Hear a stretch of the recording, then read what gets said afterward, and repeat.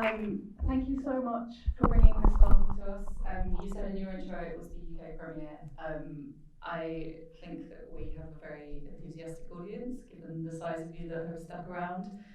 So I'm probably not going to ask too many questions, even though I have about a million, because this film was so fascinating. And even the second time I watched it, I was just like, oh, even more things I want to ask you questions about. But just to start us off, could you give us a bit of background on where you came from? So I know that you have a history as a casting scout, and also you've made quite a lot of short pieces for online magazines like ID and kind of short videos. Yeah. This was your first feature. So do you want to just give us a bit of a chat about your journey? I actually started as a photographer, but I always knew I wanted to make films, but I just kind of I need to like be working with stuff to like know what I want to make, and so I just kind of started taking photos, and I would make photo books, and then I would always like look at these like I self-published a couple photo books and would have like pop-up art shows with them and stuff, and I always kind of felt like I was like, damn, this would have been a really good film,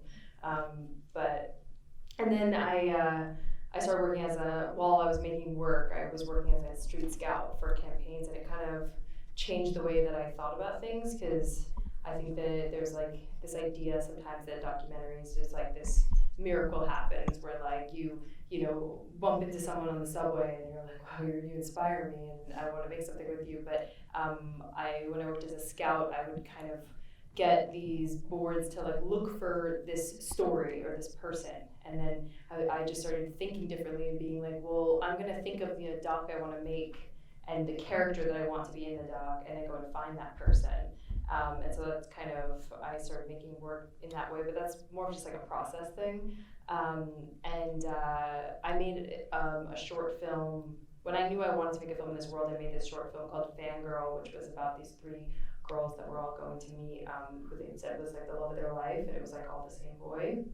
And I had interviewed like hundreds and hundreds of these girls, and I kind of became, and they would just like talk about these boys in a way that was like so glorifying them, and like I became obsessed with figuring out who these guys were through that, and I was like, I came up with the idea of I want to give these girls the best access they've ever had to one of these boys, and I want to show them what it really is. And I kind of came up with the idea of like, what if this could be a film that was sort of like, felt like it was like a diary entry from this girl's perspective, kind of, but it's like this boy's story, and kind of thinking along the way of what can I do to give, what would she want to see if she was here? What's the access? If anybody wants to watch that film, it is on your website. Yeah, it's online. It's on. Yeah, all my stuff is online except this, which will be eventually.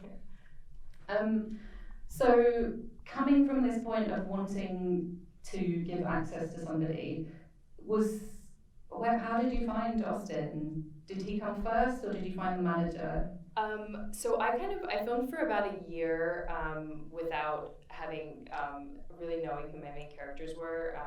It was actually a really hard world to get access to, because they kind of all felt like they were in control of their own content, and they're like, I make YouTube videos, like, isn't that like a documentary, so I had to kind of position it to them being very transparent, being like, this is going to be in the art world, and this is going to be something that'll play at festivals and on streaming sites, and it'll look different than the stuff you make. But I just felt like many people didn't see the value in it. And then I got to say it's for over 30s, so I know we're like, yeah, it's like over 30 dead. But I eventually got a couple managers on board, and that invited me to go on some tours.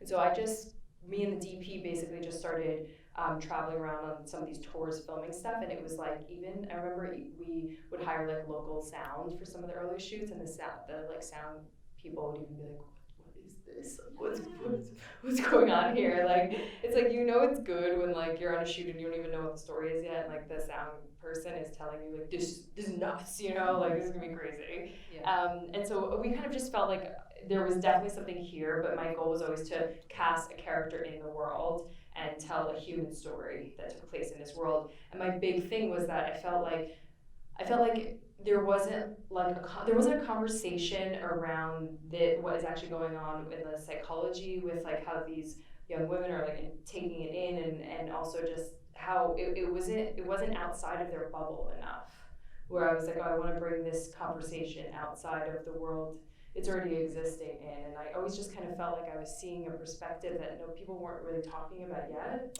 So yeah, and definitely that comes across in the giving of voice to the girls in the film and all of the interviews that you have with them in the line or capturing their reactions. I really, really loved, but you managed to do it with a kind of sympathy that's not moral panic and not, oh my God, look at this, we must be really worried about it. You're actually getting in there and kind of seeing it from their perspective, which I thought was fantastic. Thank you. Yeah, I'm glad that translated. I am going to open it up for questions. So I think we have roaming mics. If anybody, yes, here in the middle.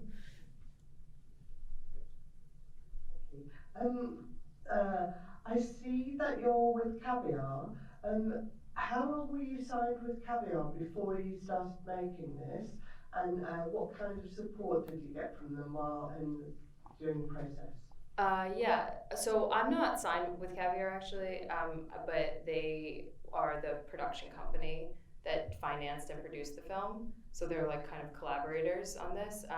And I had been shooting for about a year, and one of the producers there knew my work, and he was like, "What are you working on?" And I brought him this project, and it was just like, I know this now, just like, but we literally were like week one of packaging the film, like because I wanted to have a main character before I shopped it around, and I go through a phase with a lot of my work where I'm figuring out, like, I have to sell myself on the project before I can pitch it to someone else, so I'm kind of like exploring, not really talking about it a lot, just like in the world. And around the time that he had just randomly reached out because he liked my shorts, and he was like, "Are you working on anything long form?" And I was like, "I actually just finished packaging this feature that I want to do." And I brought it into them, and it was so instant. It was kind of insane. They were like, "We want to do this," and I was going on another shoot the next week, and they were like already producing that shoot. So it was just really right time. Like, they wanted a project, and they really liked this, and it just worked out. And they were amazing. So they were the first financiers and one of the main financiers, and then they also were the production company, and we did all the post at Caviar in LA, and it was awesome. And then we partnered with Cinereach, and we got the Sundance grant, and then we got this grant from SF Film Fund, but they were kind of like, for a while, the main investor. And is the Sundance grant helping you with theatrical distribution, or was it production? It was late production, or I think it was more towards when we were in editing and we were like doing final shoots and stuff. The grants didn't come in until, well, the nice thing about having an investor like early on is that by the time you submit to grants, your project looks much better than just like early. Because the hard thing about doc is sometimes you're pitching something and you're like, but I need the time to figure out what it really is. But here's my general idea, and here's the characters I want to follow and all that stuff. And then I had a lot of ideas in early on, being putting more stylized elements into it, but we couldn't shoot a lot of those until we had money. And so I was like, oh, there's gonna be all these like stylized things, and there's gonna be girls, and there's gonna be this and that. And like, I think that having creative people, like a production company, who understand the potential, it was so important, because sometimes with grants, I think it could be hard, like early on, to package things in a way that works. And then also having a team that helps you package stuff for grants. Like, putting something together for a grant is when you're in the midst of shooting and you are like traveling and you're in an edit and all this stuff, being like putting all this stuff together for a grant sounds like climbing Mount Everest. Like, I just can't. Retroactively fitting Yeah. criteria. Do we have more questions? Oh. Thank you so much for the film. Annabelle, I think you're totally right. It's a really beautiful, kind of empathetic story that takes this phenomenon on its own terms. But I really wanted to know, like, is there any sense from Austin or any of the boys that, like, what they're doing is quite weird, you know, like, yeah. The moment when Austin goes to the mall and that girl's asking him for his phone and text me and stuff. Was there ever any sense? I think that if you catch them at the right age, they're like, which is what's in the film, they're like when you're 16 and you see this opportunity and you're kind of, you get swept up in it.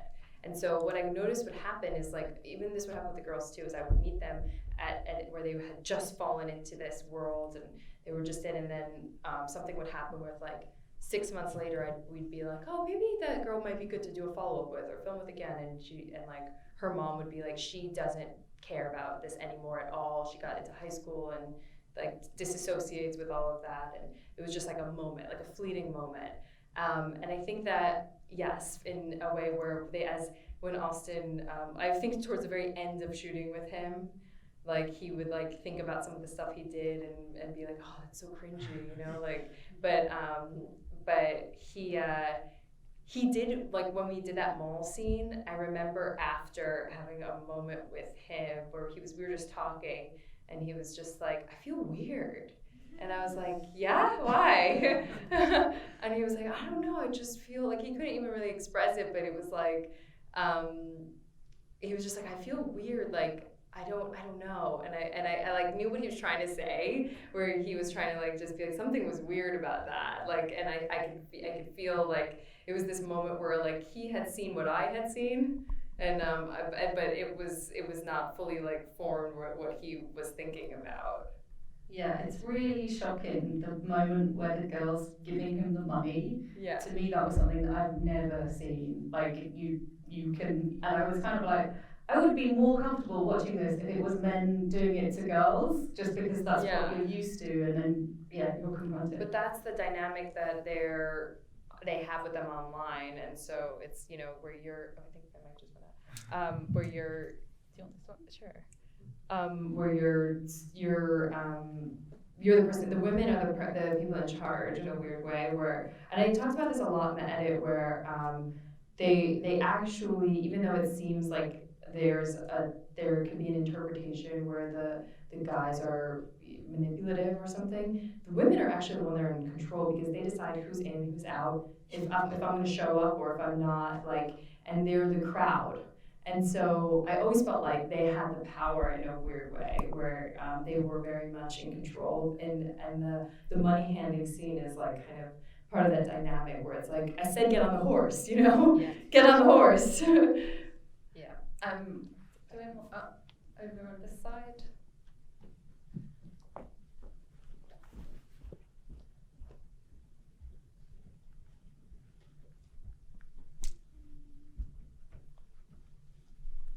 Hey.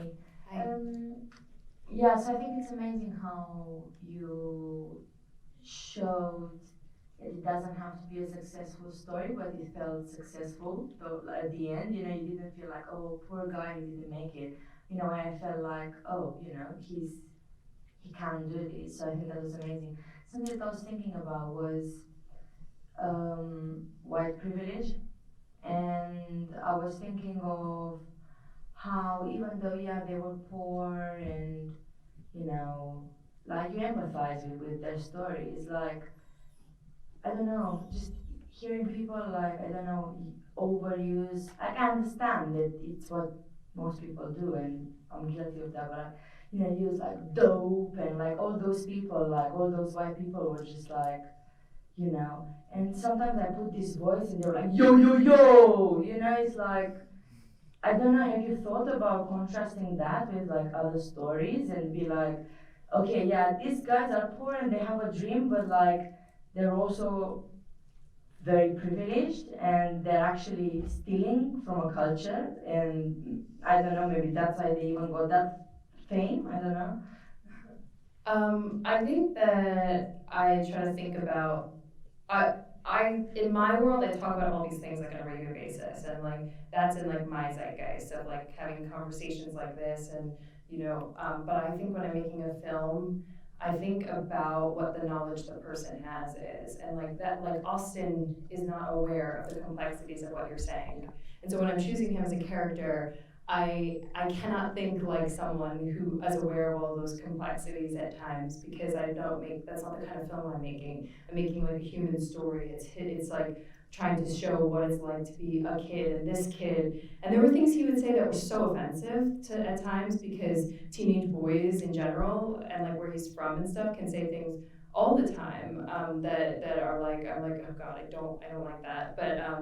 But I think that I have to, I can't judge them for what they know and what they don't know.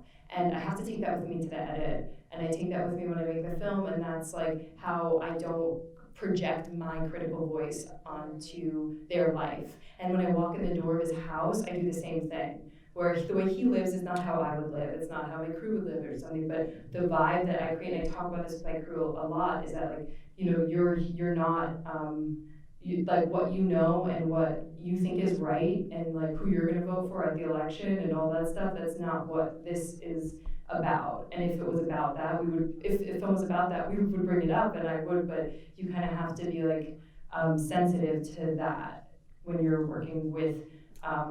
Just in order for me, this is my training. In order for me to create a tone that feels like honest, I can't project what I think is right in terms of like breaking that down, if that makes any sense. Yeah, I think it's like, definitely I think you couldn't have intervened in his narrative directly, like of course that's the reality, isn't it? That's how they are, so you show the real story. But I think like I've seen in some documentaries or films, like I think it's sort of like contrasting that with like, let's say another story, so that it's sort of like critical without actually saying this is wrong. But I guess you just wanted to have it all about them and that world. Yeah, I mean, I think that when you start a doc, the possibilities are infinite, and I definitely came to my editor with like more storylines than there are in the film, and you kind of, it's just we had edits that had more things in it and stuff, and ultimately you don't have people that.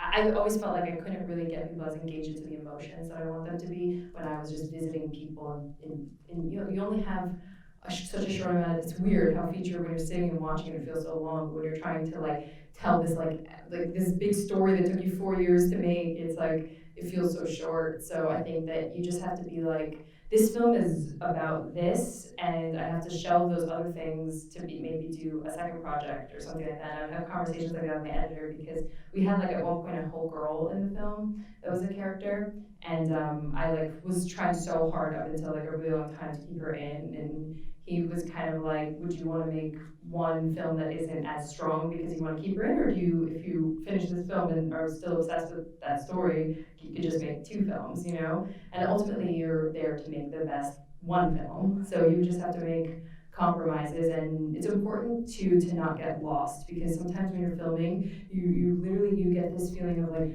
once the camera's on and you're just like, you have the access and everything's happening, you feel like, oh yeah, there's a story this way, there's a story this way, there's a story this way, and it feels overwhelming. And so you kind of have to be like, really be like, there were things that would happen where I'd be like, that's a film in itself, are you crazy? But it would be like, okay, wait, no, but focus. You kind of keep having to tell yourself to focus, and for the greater good of the film. And they're definitely, so for such self-managed personas, they're also so raw and unfiltered and unaware. It's incredible. I think there was another question over on this side. Are you pointing, or have you got your hand up? Okay, we'll come to you next. I think that's something that I was thinking about that, but like I think sometimes people like don't take docs seriously when you're just like a person. It's like, oh, there's that girl with a crew that shows up sometimes, and then she goes away sometimes. It's like they don't take you seriously, and it's like sometimes that works in your favor, because you're in a place where they're like, well, I don't even know what she's making. She's been working on it for like so long. It's like probably nothing, you know. And they attention span has gone. Yeah. Up here. Thank you. A very human film. Made me feel very old, as you probably user-generated content, which is what this is, I suppose. Did you think about the money behind it? I think one of them mentioned that it was $250 to go to see them. Was that right in the show? Yeah, or like for one of the tickets. Yeah, I mean the money is like it's like the dynamic of these girls. Like picture this, is like they're at home and they don't want to leave their house. They're being bullied at school. They have no friends. They're depressed. They're telling their mom they want to go kill themselves. But then they say, you know what would make me really happy going to this show? A mom would literally swipe her card for any amount of money to bring her to the show. And that is something that the managers are so aware of, that they just ride off of that. They create whatever numbers they can kind of like do basically. And then, you know, then it's almost like they know that the show is gonna happen, but then it's like after the tickets are sold, like sometimes I felt like they were first thinking of what was gonna happen at the show. It was like, what should we do? The other money, of course, is the revenue the platforms generate from their content, from the advertising, and that, appreciate that's a whole other story, but they're on the manipulation, the layers of humanity and the manipulation and who's being used in that is quite thought-provoking. I mean, it's literally a market that is capitalizing on teenage girls' insecurities. So it's like they have become aware of the fact that when you're a teenage girl, you're so vulnerable, you don't feel pretty, you feel like nobody at school likes you, and all these things that teenage girls go through, almost like a lot of girls. And somehow they got into the hands of this business where they became aware of that and they capitalized on it. And I found that to be endlessly fascinating, where I was like, how did that happen? And that was kind of always my question. Yeah. How did we get here? And the sort of transformation from posters of boy bands into real life experiences and people telling you they love you, but they yeah, it's like all they have is. I'm gonna get in trouble for talking more. Sorry, I'm being told to stop. Sorry. Stop. What? I'm kidding. I think that it's like it's all they have is access basically. So it's like they're constantly offering access to these people, and so imagine if that was your celebrity, was that like you can live my life with me, and that's what they're selling. It's like the live streaming world is about living with me. And so it's just creates such a weird landscape for a teenager where it's like the pressure to like always be sharing everything you're doing, and then the other side is with the girls to be like feeling like they constantly want to be watching them because it simulates a real life intimacy.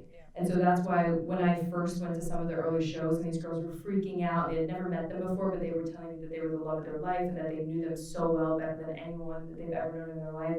I was like, how is that possible? But it's because it's like they would be with them all the time, and it was like about simulating that real feeling you'd get if you were in a real relationship. Yeah. We said we'd come to you, so let's do that and then we'll stop. So it was down here at the front.